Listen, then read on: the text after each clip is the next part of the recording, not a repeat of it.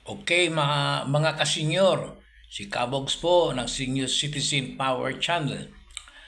Ang Iglesia ni Cristo ay magsasagawa ng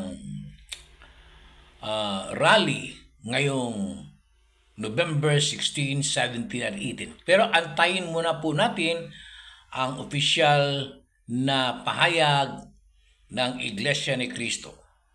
Ako po ay nananawagan sa inyo, wag na po tayong ah, ah, tayo na hindi makisali dahil Iglesia ni Cristo ang nangunguna. Alisin po muna natin ang anumang hindi natin pagkakaunawaan tungkol sa pananampalataya.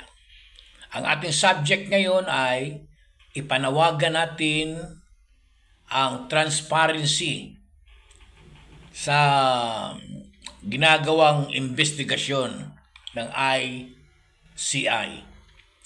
At sa mga ibang grupo po ng reliyon, mga civic group, mga business group, student group, at ano pa mang grupo, ito ang pagkakataon na makiisa tayo sa gagawing protesta ng Iglesia ni Cristo.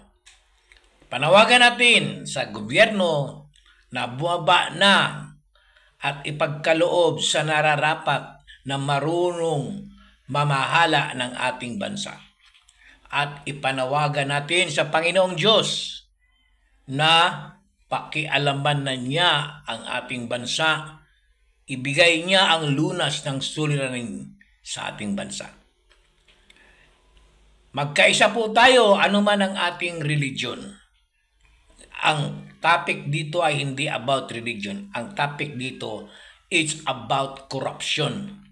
Kaya labanan natin itong corruption na to, ipanawagan natin, iprotesta natin, magtulong-tulong po tayo mga kababayan. Hindi lang mga senior citizen, mga student, employee, military, in uniform personnel, maging OFW, magkaisa po tayo manawagan.